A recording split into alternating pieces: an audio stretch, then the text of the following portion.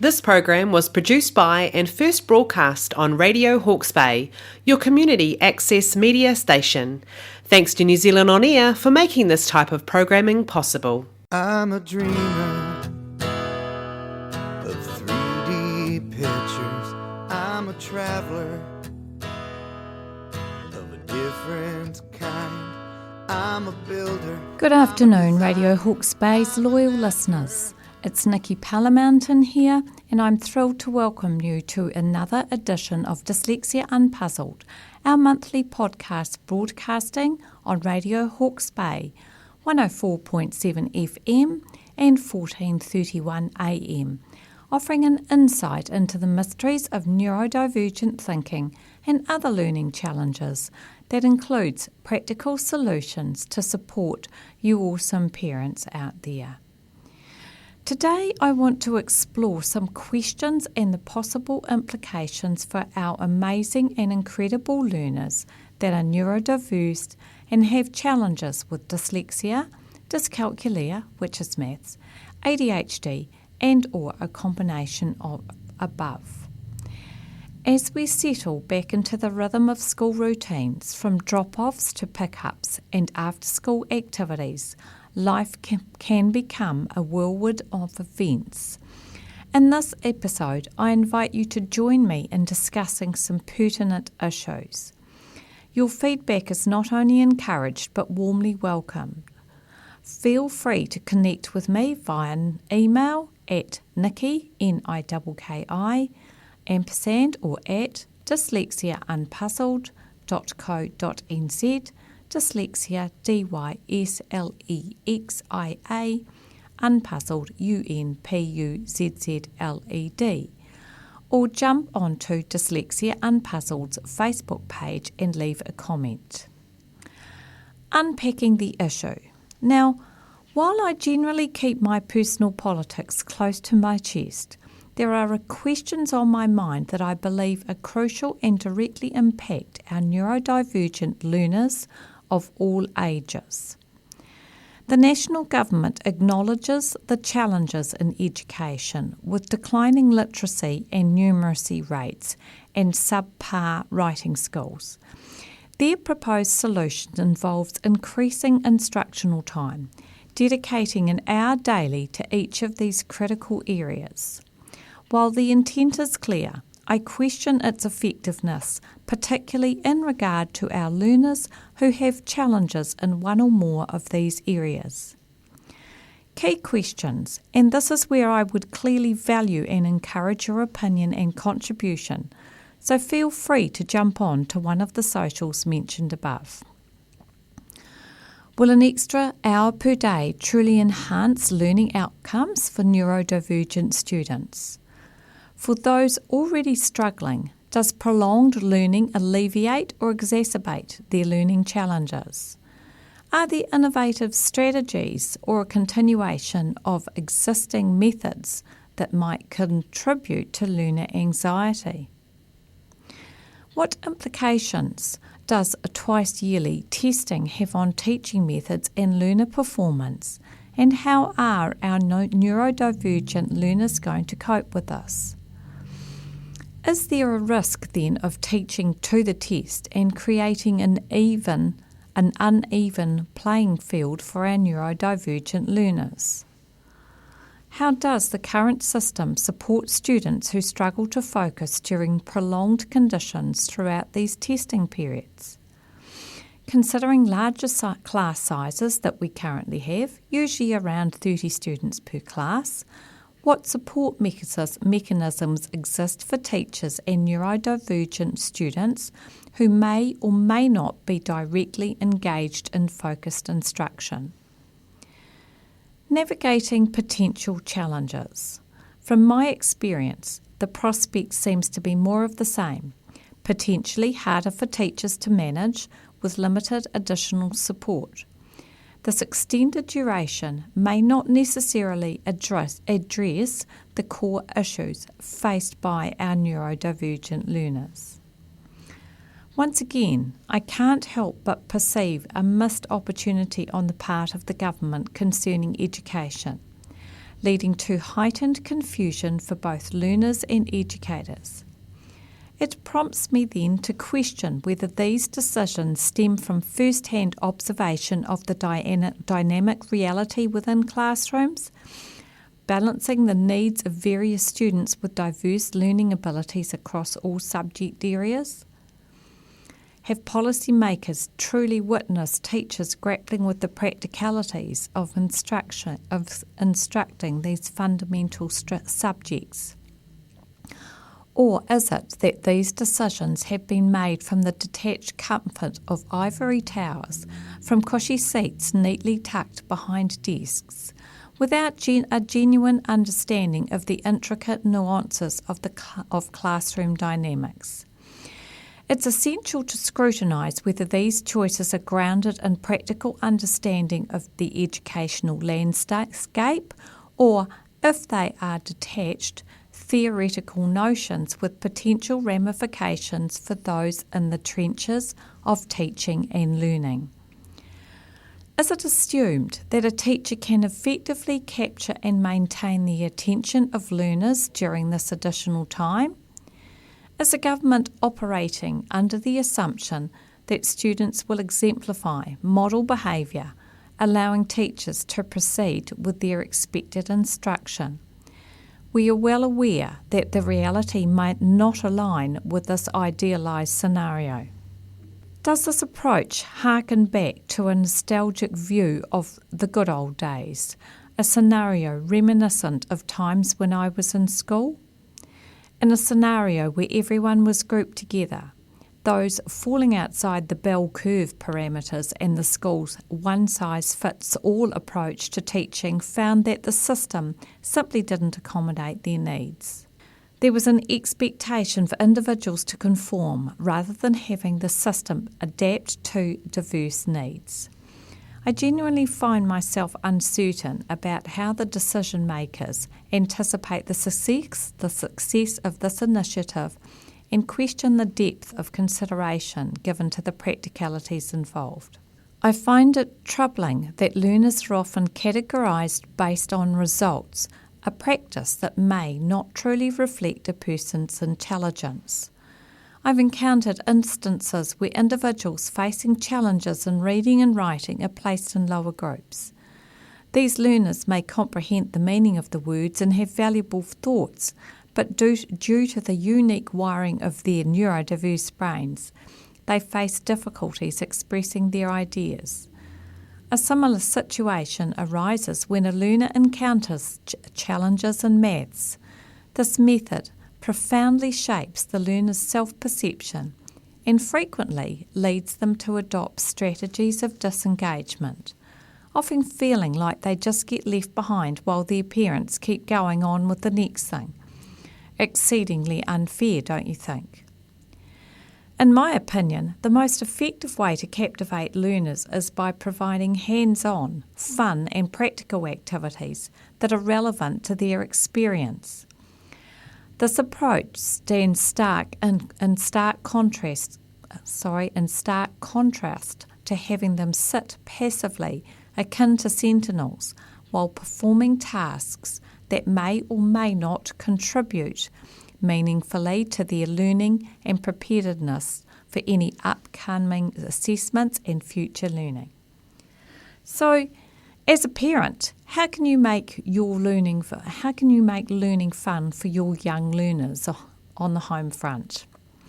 I well remember the dirge of having to go through a home reader each night, tripping over words and feeling exceedingly inadequate with each error, both as a child and then as a parent.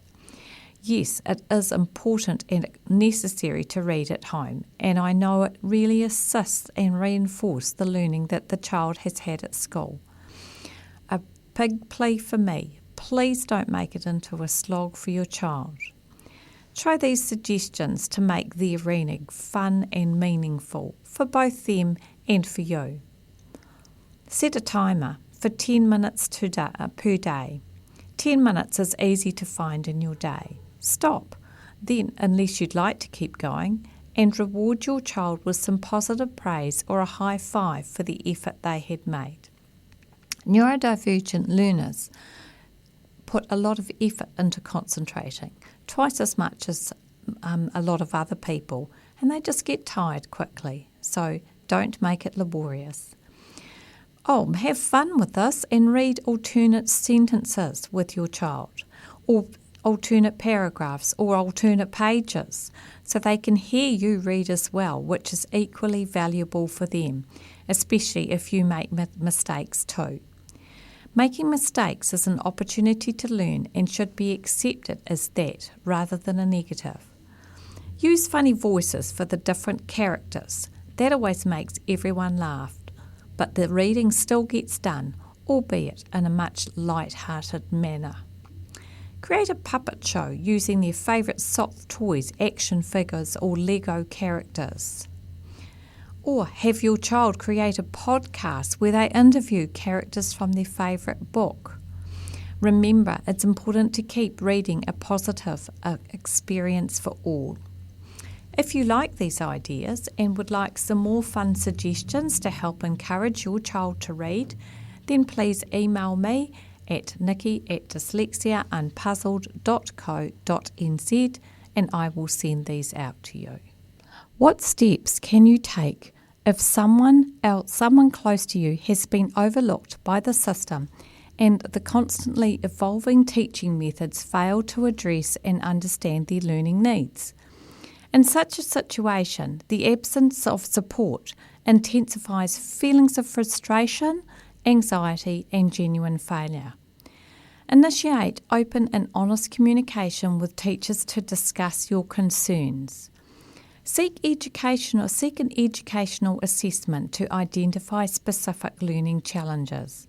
This can provide valuable insights into the individual's strengths and weaknesses, guiding a more personalised approach to learning. Share the assessment results and collaborate on strategies that can be implemented in the classroom to better support the individual's learning needs.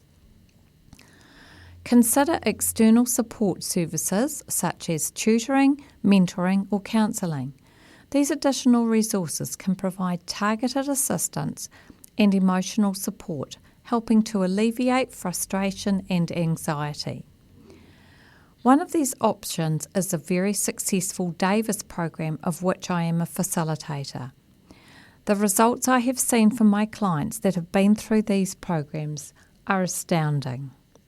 It is my privilege this afternoon to share a story from our blog found on the site dyslexia.com, which shares an example of how effective the program can be for our highly intelligent and neurodiverse learners.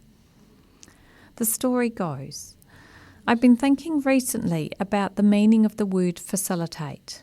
A dictionary provides this definition: to make easier or less difficult, help forward. This is different from the word teach, defined as to impart knowledge of our skill in, give instruction, showing, explaining and giving information are useful and helpful when the person being taught is in a state of readiness.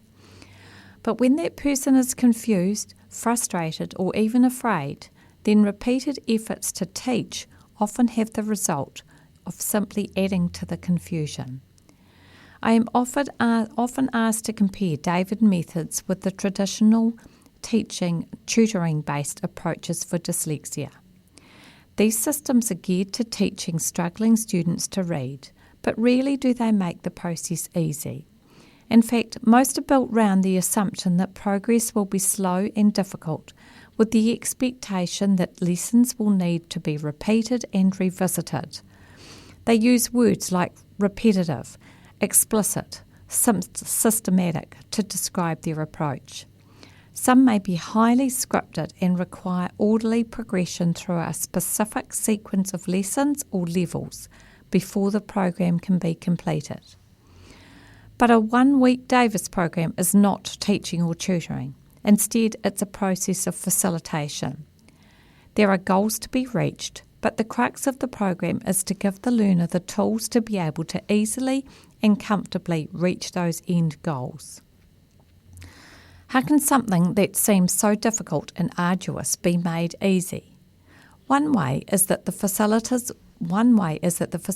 work is to change the approach, to find a different path. The facilitator must be able to recognise and identify particular barriers that are standing in the way of progress, to empathetically shift the learner's viewpoint, to be flexible and creative while still keeping the end goals in mind. Patrick Courtois, a Davis specialist in France, shared a story about a young client he once worked with that I think provides a good illustration of successful facilitation. This has been translated from French, by the way. Patrick was working with a 10-year-old child who, for the purpose of this, we'll call Hector.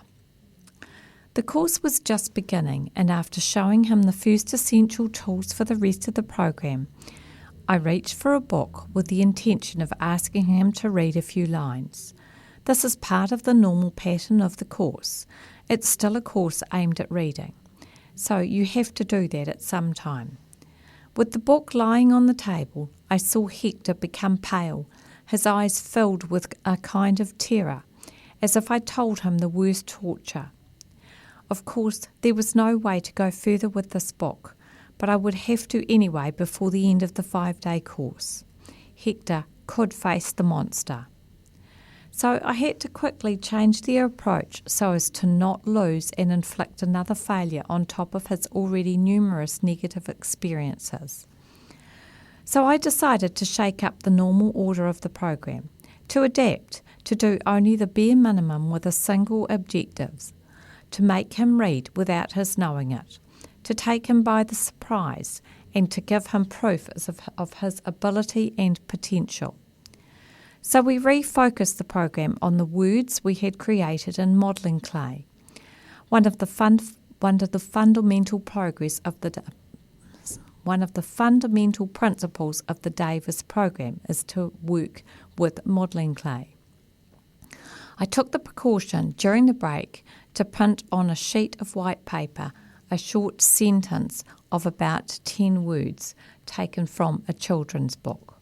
We then made each word in clay, but only I knew the real objective.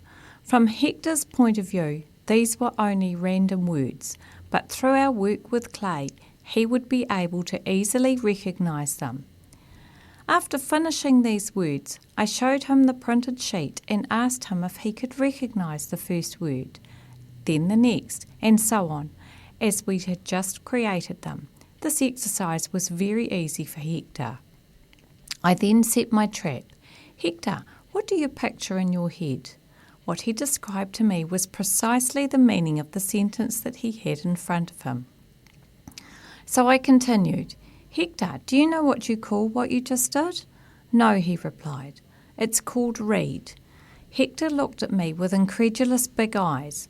For the first time in his life, reading was not a nightmare, but a simple action to take. Easy, obvious. We spent 3 hours reading half a page, but it was the greatest reading he had ever done. I asked him, Hector, how many pages do you want to read tomorrow? He answered 3, then immediately retreated. Oh, no, 1. The next day, we read 4 pages. The moral of this little story? I think one of the best ways to deal with anxiety, as overpowering as Hector's, is to give the positive experience of the simplicity of reading. The final word from Ron Davis, our founder, of course, of the Davis program. Dyslexia is a combination of simple elements to manage one after the other. The whole is to assemble these simple elements and put them within reach of the learner. A child who used to say, I am nothing, dumb or incompetent prior to the program almost always changes his speech to, I do not know this yet, but I can learn to master it. This change is an opening into the future and a change of state of mind. The potential always lies within the individual. Sometimes they just need a key to unlock it. That is the beauty of the Davis tools. Thank you for listening to the story, and I hope you get some inspiration from it. So we all learn differently, and some of the ways that we're taught just do not fit the way that we learn. However, here's 3 other ways I can support you. Check out my webpage where there is my webinar on dyslexia and or a video that clearly explains neurodiversity. On my website also are the corrective programs that I offer. I invite you to call me and we can chat about what is involved and how these simple but effective strategies get such astounding results similar to Hector's experience. Please feel free to call me. My number is 027 249 5074. Contact me for an individual assessment so we can identify your learning challenges, figure out actually what happens for you when you are learning, and find your strengths. The next step we can offer is practical suggestions for the way forward. Check out my social pages where I share practical suggestions, information, inspiration and tips to help you. Facebook, Dyslexia Unpuzzled, Instagram and LinkedIn, all under Nikki Palamountain, spelt NIKKIPALAMOUNTAIN. I wish you all the very best for the second half of the term. Don't forget, I am always here for support or advice or just to answer your questions, and I certainly would appreciate any feedback from today's broadcast. Please email me at Nikki@Dyslexia Unpuzzled. Your opinions and experience is valuable to me, and I would appreciate hearing them. Do you fancy having a Zoom cuppa? Let's make a time to connect and chat also through the above email address. Thank you for listening today on Radio Hawke's Bay, 104.7 FM and 14:31 AM. This program will replay on Tuesdays at 12 o'clock PM. Tell your family and friends about it. Thanks for the great response to our hands-on maths evening, which is now full. And I'm hoping to do the same on an online maths information evening for those that have been unable to attend. And hopefully this will happen towards the end of March. Watch out on my socials and I will let you know. See you again next month where I will be interviewing my clients from Fiji who are coming over here to work through a literacy program with me. Signing off for now, Nikki Palamountain, Dyslexia Unpuzzled. Transformation to triumph, removing learning barriers in maths, reading and literacy, and changing lives. We're all unique in our own way. This is my gift. This is who I am. This program was produced by and first broadcast on Radio Hawke's Bay, a community access media station. Thank you to New Zealand On Air for making this type of programming possible. New York in fall, you'd think I had it all looking at you. Behind the faces, you're standing tall. I'm hunching my back forward 'cause I got ill from hiding places. Everything I touch turns to shit. That's just it, I'm not the good person you think.